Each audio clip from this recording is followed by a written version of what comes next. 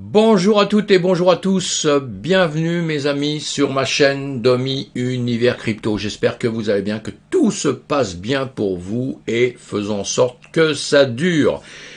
Eh bien, on va faire un petit tour de l'actu pour voir un petit peu comment ça se passe. On n'oublie pas qu'aujourd'hui, vendredi, il y a des annonces aux États-Unis que le marché risque de jouer un petit peu cet après-midi. À la hausse, à la baisse, qui sait, on ne sait pas. Mais en tout cas, on va faire le point. On va faire le point, nous, tout de suite, le plus rapidement possible. On voit qu'on a un BTC à 23 149, on a un ETH à 1663, on a une crypto qui est un peu dans le vert, plutôt dans le vert, mais bon, ça c'est pas verte, rouge, on s'aperçoit qu'avec le temps, c'est pas bien important parce que ça dépend d'où vous venez et où vous allez, mes amis. Allez, la guerre en Ukraine, c'est pas terminé, malheureusement. Les morts font face toujours à ça, c'est terrible, terrible, terrible. Et les familles qui souffrent, c'est terrible. Mais on oublie tout doucement, pourquoi? Parce que d'un seul coup, ça se reporte sur la Chine, avec Taïwan, où on se dit, voilà, maintenant, ça va être les Chinois qui vont se battre contre Taïwan, contre les Américains, etc., etc. Bon, les Américains ont fait une petite marche arrière, là, en se disant, oh là là, on va quand même faire attention. Les Chinois n'ont plus l'air de rigoler du tout, et donc ça nous arrangerait pas, ça arrangerait personne, en tout cas, qu'il y ait une guerre en plus autre part.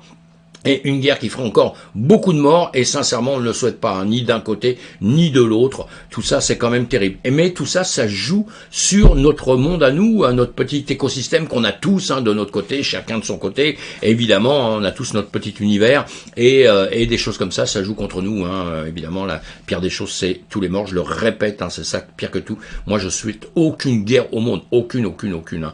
Et en tout cas, on va suivre tout ça de près parce que ça joue sur les marchés. Et là, actuellement, c'est plus comme c'est chaud, on fait attention. Est-ce que le marché fait attention ou pas? On va regarder ça tout de suite. La Banque d'Angleterre redoute une inflation à 13% en octobre et relève son taux directeur. Bon bah voilà, hein, les Anglais maintenant c'est pareil de l'Europe, mais là on a vu un petit peu sur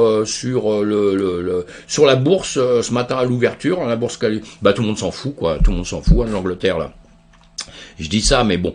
Allez, tout le monde s'en fout dans l'immédiat. On a démarré normalement en grimpant un tout petit peu. On est redescendu. Pardon, on est en 15 minutes, on est redescendu pour après remonter un peu. Et là, actuellement, on est peut-être en train de se tâter un petit peu, de savoir ce qui va se passer ou pas. Comme je vous ai dit, à partir de 14h30, avec les États-Unis. Coinbase grimpe en flèche alors qu'il établit un partenariat avec BlackRock. Ça, c'est pas mal, hein. Donc, les actions, évidemment, ont monté. BlackRock qui travaille avec Aladdin.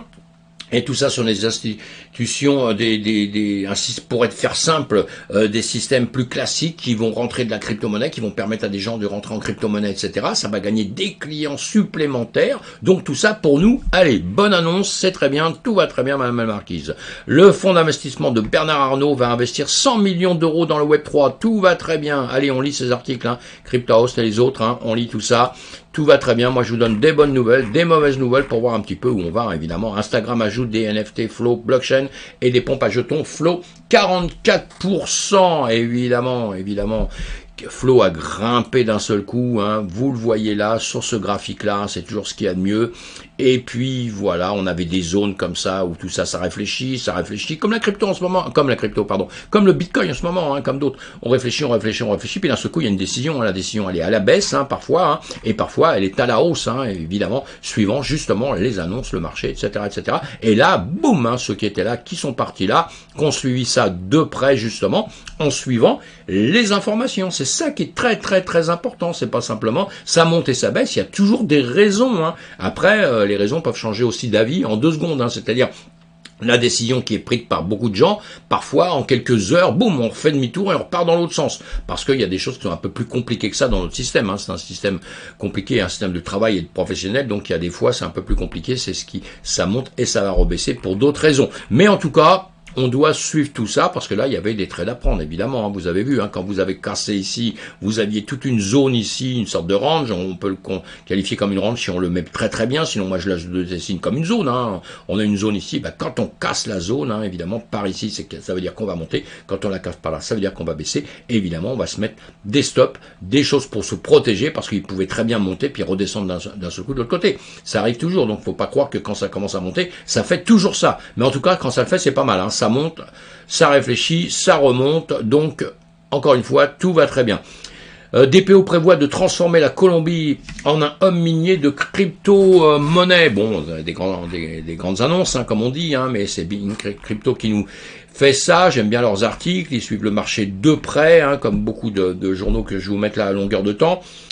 Et C'est intéressant, la société Digital Power Optimisation, hein, donc la DPO, dirige un projet visant à transformer le minage de crypto-monnaies en un service pour l'industrie en Colombie. C'est pas mal. Ce qu'ils veulent faire à longueur de temps partout, hein, pour beaucoup d'entreprises, c'est de pouvoir prendre de l'énergie qui est déjà fabriquée par d'autres sociétés. Et dans toutes les sociétés, quand ils fabriquent de l'énergie, il y a une énergie qui est perdue. Hein. Et dans la crypto, ce qu'on aimerait bien, c'est de pouvoir un peu partout récupérer ces énergies qui sont déjà produites, hein, donc qui ne coûtent pas à la consommation à la base, puisqu'elles sont déjà produites et elles sont éliminées par la suite si on ne s'en sert pas, vous voyez. Donc c'est tout un système un petit peu complexe encore une fois, mais qui vaut la peine de s'interroger, et un avantage pour le BTC, hein. Ça nous arrange, nous, dans notre système, qu'on fasse ça, parce que on est décrié depuis longtemps, on prend des coups sur la tête parce qu'on est énergivore, on consomme, faut produire exactement pour nous, et là donc la production serait prise autre part, un truc qui est déjà produit. Voilà, en gros, hein, j'explique ça en gros. Et alors Cryptos nous dit quoi? Selon Chainalysis, les bridges cross-chain sont la principale cause de hack dans l'écosystème crypto. Oui, ça c'est clair. Hein. Pourquoi? C'est quoi les ponts? Justement, les bridges, un pont en français. Vous avez une blockchain, une deuxième blockchain. Ils ont des relations entre eux pour pouvoir justement se balancer de l'argent, reprendre de l'argent. Vous faites des transactions, ça passe d'un endroit à un autre pour simplifier les choses, quoi. Hein. Les bridges, c'est pour ça. Ça donne des contacts comme des contacts donc qui sont vraiment utiles. Sinon, on pourrait travailler qu'avec une blockchain, on pourrait jamais avoir de contact avec l'autre. Vous voyez, ce serait très compliqué. Là, ça simplifie les choses. Le seul problème, c'est que ça devient des maillons faibles. Parce que tous les hackers, boum, ont bien compris ça. Et il faut que ces ponts soient vraiment très très solides. Tout ça, c'est en train de se faire. Mais pour l'instant, malheureusement, il y a des hacks, il y a des choses qui sont très très très embêtantes. Hein. Binance traîné en justice par Twitter à cause d'Elon Musk. Binance, il s'était associé un peu avec Elon Musk pour Twitter. Quand il a dit, je veux racheter Twitter, ils ont été plusieurs entreprises à s'associer avec lui, à mettre de l'argent, etc. Et donc, maintenant, c'est une question de justice, évidemment, que Twitter va essayer d'attaquer un maximum de gens pour récupérer de l'argent, puisque l'autre a cassé la vente. Hein. Bon, c'est un monsieur un peu spécial, lui. Hein. Allez, tout ça, ce sont des annonces. Michael Saylor a parié des milliards sur Bitcoin et a perdu. C'est pas évident, c'est pas évident. D'ailleurs, il se défend de ça. Hein. C'est le journal Wall Street qui disait ça. Bein Crypto nous donne un article encore, il y a pas mal d'articles qu'on trouve un petit peu partout, hein, la perte de d'un milliard, oui, en Bitcoin de MicroStrategy serait en fait une immense victoire. Encore une fois, c'est très complexe parce que nous, on n'a pas ses comptes. Hein. Mais lui, quand il dit tout ça aussi, il y a des parties vendues, revendues. Il y a des parties, il a fait des bénéfices. Après, il y a une partie qui est pas vendue. La partie qui est pas vendue, même si elle perd beaucoup, pas vendue, pas perdue. On n'oublie jamais ça pour nous autres. Hein. Eux, ils parlent de milliards. Tous, on parle pas de milliards. Hein. On est beaucoup plus modeste que ça.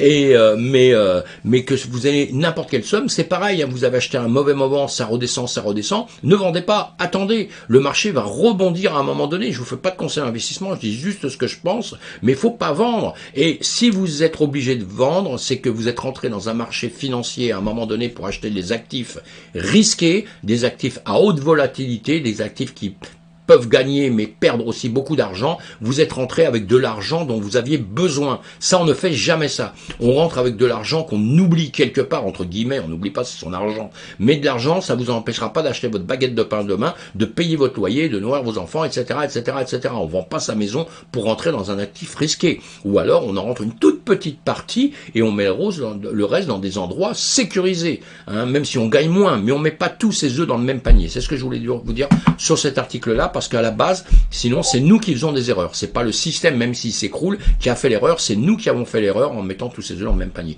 Magic Eden s'ouvre au NFT sur Ethereum. Très bien, grosse boîte. Tout le monde allait rentrer dans les NFT. C'est super, c'est super, c'est super. Allez, les NFT, ça avance aussi, mais attention, grand danger. Hein. NFT, la première ligue digitale du rap français, s'apprête à être lancée. Vous voyez, ça continue tous les systèmes. Alors la musique, etc., etc. On rentre dedans, hein. Tout là rentre dedans, tout le monde va rentrer dedans de toute façon. Hein. Comme j'ai dit un jour sur une vidéo il y a quelques mois quand je démarrais, je pense, je vous ai dit bientôt je vous donnerai simplement le nom de ceux qui ne sont pas rentrés dans les NFT, hein, parce que ça va être trop compliqué maintenant de dire tous ceux qui rentrent dedans, ils rentrent tous dedans. Hein. Muse, leur prochain album sortira en version NFT pour ceux qui connaissent Muse, hein, qui s'intéressent à eux, et bien voilà, vous auriez une version NFT. Si vous intéressez pas, c'est pas grave, mais intéressez-vous à NFT, c'est quand même quelque chose de grandiose, mes amis. Hein. Allez, un BTC à 23 150. On a un autre BTC aujourd'hui qui augmente un petit peu. Il est un petit peu dans le vert. Hein, pas mal sont un petit peu dans le vert. Hop, hop, hop, si on descend comme ça. Rien d'extraordinaire. Du 1%, du 2%, du 5%. Des choses qu'on sommes habitués avec la volatilité. Sauf le flow. Le flow, 39%. Hein, on vient de le voir juste avant. Vous voyez, 39%. Voilà. C'est celui qui, aujourd'hui, hop, hop, il a fait le meilleur score, 33%, voilà, 33%. Après ça, on a le WAF qui a fait du 7%, voilà, il paraît faible à côté. Hein. Et donc, nous, on va regarder tout de suite le BTC, le S&P 500, hyper intéressant de regarder le S&P 500 puisque on suit les marchés traditionnels. Cet après-midi, des annonces, et là, on voit en 4 heures, si vous regardez un peu en 4 heures, des bougies, je vous explique de ça à longueur de temps, quand ça range comme ça, on a une zone ici qu'on n'arrive pas à casser, et cet après-midi, à mon avis, il va se passer quelque chose cet après-midi, dans le week-end là, soit ça va redescendre, ça va venir récupérer les 41 000 qu'on a ici, hein, ça risque de taper par ici, si ça passait là, ça passerait encore en dessous, ou alors on va, si on a des bonnes annonces, remonter un peu et aller chercher le plus haut des 41 072, récupérer un peu plus haut que ça, hein, on risque de remonter un peu plus que ça. Voilà, si ça se passe bien, on verra, on peut pas l'inventer à l'avance, hein, et le BTC, bah lui, il fera exactement pareil. On voit où il est là actuellement, eh bien, soit il viendra rechercher, pareil, cette zone, ce gap qu'on avait, qu'on a commencé à vouloir revenir chercher, il viendra le percer, passer au-dessus de ça. Ou alors, si les annonces sont pas très bonnes, eh bien, malheureusement, il va replonger un petit peu plus bas. On le voit en 1 heure. En 1 heure, il a tendance à vouloir baisser. On a 3 heures à la baisse, hein, quand même. Hein. On a 3 heures à la baisse là, mais bon, ça veut rien dire. Hein. Ça peut simplement être un petit retracement comme ça pour, boum, après ça, repartir. Encore une fois, je continue de le dire, il y en a qui me disent que j'ai tort, je sais pas pourquoi, mais les marchés américains, c'est eux qui vont tout décider, c'est pas le marché américain du BTC, du Bitcoin américain, parce que le Bitcoin c'est mondial, c'est pour tout le monde, c'est le marché traditionnel qui va décider un peu de malheureusement notre avenir. Un jour, on arrivera à être décorrélé, un jour, il y aura les deux systèmes différents, et ça viendra. Pour l'instant, c'est comme ça, hein, et si, je suis sûr que si on regardait le BTC, l'ETH, je ne sais plus où il est, mon ETH, mais si on le regardait aussi en ce moment, voilà, ici, je pense que les deux, allez, on va faire ça vite fait, hein, les deux se suivent pareil, évidemment, comme d'habitude. Allez, on met tout ça comme ça. On a un BTC ici à gauche, boum, boum, boum, qui tombe en heure. On a un ETH ici. Ah non, hein, vous voyez, le travail est un petit peu différent, hein, mais il est en train de ranger. Et on a des bougies qui montent un petit peu. La dernière monte, et là, vous voyez, ça me fait mentir. Hein, j'avais pas regardé depuis ce matin, là. Et voilà. Hein, donc, mais bon, le marché, quand même, hein, vous voyez bien, hein, c'est quand même à peu près la même chose. Hein, il n'est pas en train de faire ça ou de faire ça totalement là-haut, quoi que ce soit. Donc, on se suit quand même pour l'instant, évidemment, comme je vous disais. Allez, merci d'être là. Pensez à vous abonner à ma chaîne, mes amis. Pensez à vous abonner. Pensez à cliquer sur le pouce en l'air. On adore ça. Abonnez-vous pour pouvoir me retrouver. Parlez-en autour de vous. Faites-moi des commentaires. J'adore les commentaires. Tant qu'on peut pas faire de live ensemble, j'adore les commentaires. Et donc, faites-moi des commentaires. Dites-moi de quoi je voulais que je vous parle. C'est avec grand plaisir que je le ferai. Merci beaucoup. Retrouvez-moi sur ma prochaine vidéo, mes amis. Bye bye. À plus tard.